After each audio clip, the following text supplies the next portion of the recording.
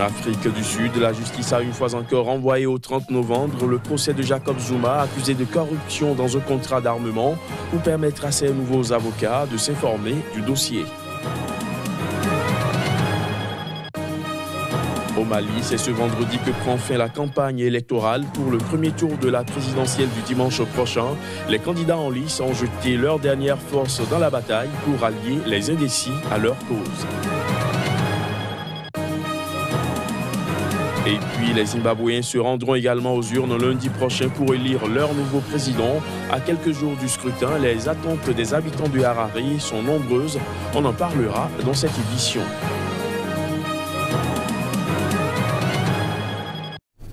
Voilà pour le titre. Bonsoir à tous. En Afrique du Sud, la justice a encore renvoyé ce vendredi et cette fois au 30 novembre le procès de Jacob Zuma pour permettre à ses nouveaux avocats de s'informer du dossier. Dans ce procès, l'ancien président sud-africain est accusé de corruption en marge d'un contrat d'armement attribué en 1999 alors qu'il était encore vice-président du pays. Reportage.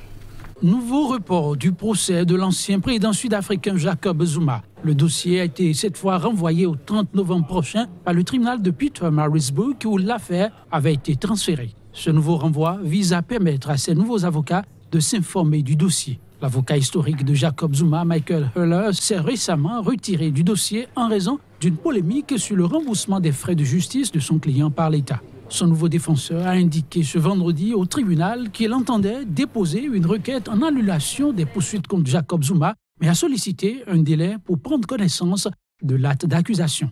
L'ancien chef d'État est soupçonné d'avoir touché des pots de vin de la part du groupe d'électronique et de défense Thales à l'occasion d'un contrat d'armement de montant de près de 4 milliards d'euros attribué en 1999. À l'époque, ministre provincial puis vice-président du pays, Jacob Zuma nie les accusations portées contre lui. Mis en cause dans de nouveaux scandales, le président Zuma a été poussé à la démission mi-février après un long bras de fer avec son propre parti, le Congrès national africain. Restons en Afrique du Sud pour parler du 10e sommet des dirigeants des BRICS à Johannesburg. Lors de cette rencontre, ils ont dénoncé les défis sans précédent qui menacent le multilatéralisme en réponse à la guerre commerciale lancée par les États-Unis. Voici les images.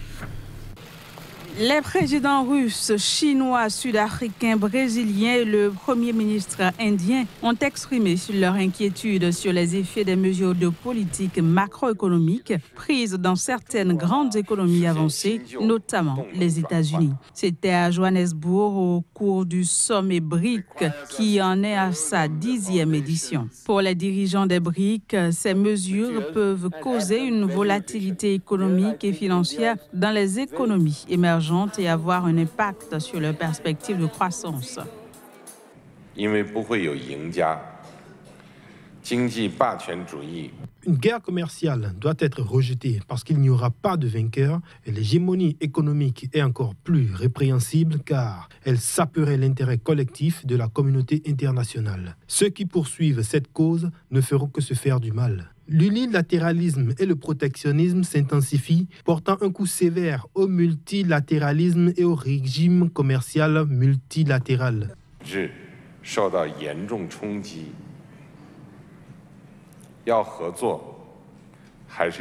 Les 5 pays ont également demandé aux pays membres de l'Organisation mondiale du commerce de respecter les règles de l'OMC et d'honorer leurs engagements dans un système de commerce multilatéral. Cet appel vise directement les États-Unis qui ont déclenché ces derniers mois les hostilités commerciales contre Pékin, Bruxelles et Moscou, entre autres. Le président américain Donald Trump a notamment imposé des taxes douanières sur l'acier et l'aluminium visant surtout la Chine et menace désormais de taxer de façon punitive la totalité des importations chinoises. Face à la situation actuelle, les présidents chinois et russes ont insisté sur la nécessité d'améliorer la coopération entre BRIC. En 2017, le commerce entre les BRIC a augmenté de 30%. Au Mali, c'est ce vendredi que prend fin la campagne électorale pour le premier tour de la présidentielle du dimanche prochain. Le candidat de l'Alliance Kaira 2018, le docteur Amadoun Touré, a procédé lors d'une rencontre avec des femmes et des jeunes à un jeu de questions-réponses pour leur permettre de mieux appréhender les contours de son projet de société. On fait le point avec Alima Bentouré. Pour la campagne électorale au Mali qui tire vers sa fin, le candidat de l'Alliance Kaira 2018 a choisi d'aller à la rencontre de son électorat. Dans une salle acquise à sa cause, Dr Amadoun Touré s'est prêté au jeu des questions-réponses avec son public. Un exercice que le candidat apprécie. Et j'ai promis à mon public que, en tant que président de la République, je serai dans chaque région au moins une fois par mois en train de m'entretenir en direct avec notre public pour l'écouter. Il faut écouter le peuple pour que ce peuple puisse s'exprimer et que l'on puisse faire en sorte que les désirs de ce peuple soient réalisés. Et le Mali est un grand pays, plein d'espoir. Nous allons redonner l'espoir à ce peuple-là. Amadoun Touré se dit rassuré par ce qu'il a vu au cours de la campagne électorale. Le candidat du oui, c'est possible, dit avoir sillonné l'ensemble du territoire national et constaté que les Maliens ont aujourd'hui le souci du changement. Un changement qui le remplit d'espoir de la part des jeunes et des femmes de son pays et qui lui a fait vivre une campagne électorale avec beaucoup de ferveur et d'émotion. Candidat de l'Alliance Kaira 2018 composé de plusieurs mouvements et associations de jeunes, Dr Amadoun Touré croit dur comme fer à son élection au soir du 29 juillet prochain à la présidence du Mali. Restons au Mali où ils sont plus de 8 millions d'électeurs convoqués aux urnes dimanche prochain pour élire leur nouveau président. Une vingtaine de candidats sont en lice, parmi eux Aliou Diallo qui a également battu campagne à Bamako. À quelques heures de la fin de la campagne présidentielle, les candidats jouent leur dernière carte. Ils sont en tout 23 à concurrencer le président sortant Ibrahim Boubacar Keïta, élu en 2013 après l'intervention internationale contre les djihadistes. Au nombre des candidats, Aliou Diallo, président de la principale association Peul du pays. Le candidat bénéficie du soutien indéfectible de ses militants. Le Mali a un tournoi très décisif. Cette élection représente vraiment quelque chose de très important au Mali. Pour nous les Maliens, parce que le Mali, après 5 ans de difficultés sur tous les plans, il faut qu'on vote, il faut cette élection. Si ça n'a pas marché, il faut qu'on change de président. Le vote aura bel et bien lieu. Et puis je suis trop optimiste parce que je sais que le Mali est un pays où il y a le social, il y a la paix, la réconciliation. Partant de cette vision, je suis sûr et certain que les votes vont se dérouler dans les meilleures conditions. La campagne qui s'achève ce vendredi soir a été marquée par une polémique sur les listes électorales, l'opposition dénonçant un risque de fraude. Les premiers résultats du scrutin sont attendus dans les 48 heures suivant le vote. Les résultats officiels provisoires seront connus au plus tard le 3 août. La date du 12 août est retenue pour un éventuel second tour. Les Zimbabwéens se rendront également aux urnes lundi prochain pour élire un nouveau président. Des élections censées tourner définitivement la page de l'ère Robert Mugabe, contraint par l'armée à quitter le pouvoir au mois de novembre dernier. Ces scrutins se déroulent dans un contexte où le pays est aux prises avec une crise de trésorerie depuis l'introduction des obligations en 2016. Mais à quelques jours des votes, quelles sont les attentes des habitants de Harare? On écoute. Je vote pour avoir des emplois. Nous avons besoin d'emplois, nous avons besoin de voir nos frères qui vivent dans la rue avoir un travail, nous avons besoin de voir nos infrastructures améliorées. Je vote pour obtenir des bourses d'études. Je serai patient même s'il faut que j'attende 8 heures. Je le serai parce que ce que je veux, c'est voter et m'assurer que le Zimbabwe est entre de bonnes mains.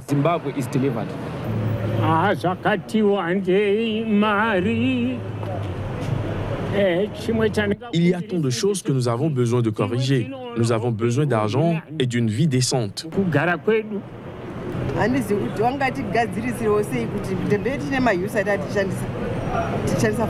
Nous avons besoin de dollars américains, mais maintenant nous avons des billets d'obligation locales et nous utilisons de l'argent en plastique. Nous avons besoin d'argent réel, pas d'argent en plastique que nous utilisons. Parlons toujours élections, mais cette fois-ci aux Comores. Les habitants de l'archipel sont appelés à se prononcer le 30 juillet prochain dans le cadre d'un référendum sur une vaste réforme constitutionnelle. En cas de victoire du oui, cette réforme permettra au président Azali Assoumani non seulement de se présenter pour un second mandat consécutif, mais aussi de renforcer ses pouvoirs. Les détails. Les électeurs comoriens auront approuvé le 30 juillet par oui ou non le projet portant révision de la Constitution du 23 décembre 2001, une Constitution déjà révisée en 2009 et en 2013. Mais l'opposition, qui accuse depuis des mois le président Azali Assoumani de dérive autoritaire, a choisi de boycotter le scrutin qu'elle juge illégal. Leur décision a ouvert au chef de l'État un boulevard politique sur lequel il n'a pas manqué de s'engouffrer. Fraîchement dévoilé, son projet de révision constitutionnelle modifie le régime de la présidence tournante instauré en 2001 qui a permis de ramener le calme dans l'archipel après une série de crises séparatistes et de coups d'État. Ce système attribuait successivement la présidence à un candidat de chacune des 3 îles du pays élu pour un mandat unique de 5 ans. Si le oui l'emporte lundi, le chef de l'État a promis de remettre son mandat en jeu et d'organiser dès 2019, selon les nouvelles règles, une élection présidentielle anticipée à laquelle il sera candidat. Son projet prévoit également la suppression des 3 postes de vice-président des Comores, celle de la Cour constitutionnelle et fait de l'islam la religion d'État d'un pays à 99% musulman. Au Sénégal, Khalifa Sall sera bien candidat à la présidentielle de février prochain. Il a fait cette annonce hier jeudi par le biais d'une déclaration rédigée depuis sa cellule de prison. Juste avant, le maire de la capitale, incarcéré depuis mars dernier et dont le procès en appel pour détournement de fonds se poursuit, avait décidé de boycotter la salle d'audience à la suite de ses avocats. Reportage. Les barreaux de sa cellule ne sont visiblement pas une barrière entre Khalifa Sall et son rêve d'accéder au palais de la République du Sénégal. Le maire de Dakar a fait savoir depuis sa cellule qu'il sera bel et bien candidat à la prochaine présidentielle dans son pays. Khalifa Sall, jugé avec 7 de ses collaborateurs, a été condamné en première instance pour escroquerie portant sur des fonds publics et faux en écriture pour le détournement d'environ 2,5 millions d'euros prélevés entre 2011 et 2015 sur les caisses de la ville de Dakar. Maire de Dakar depuis 2009, Khalifa Sall, dissident du Parti socialiste et de la majorité présidentielle, affirme que les poursuites judiciaires à son encontre visent à l'empêcher de se présenter à la présidentielle de 2019, ce que démentent les responsables de la majorité. Le maire et ses avocats ont boycotté son procès en appel pour protester contre la violation de ses droits. La défense reproche à la justice sénégalaise de ne pas appliquer un arrêt rendu le 29 juin par une cour de la CEDEAO. Cette juridiction communautaire a considéré que les droits du maire de Dakar, notamment à la présomption d'innocence et à un procès équitable, ont été violés et jugé arbitraire sa détention entre la validation en août 2017 de son élection comme député et la levée de son immunité parlementaire en novembre. Fin de ce journal, merci de l'avoir suivi.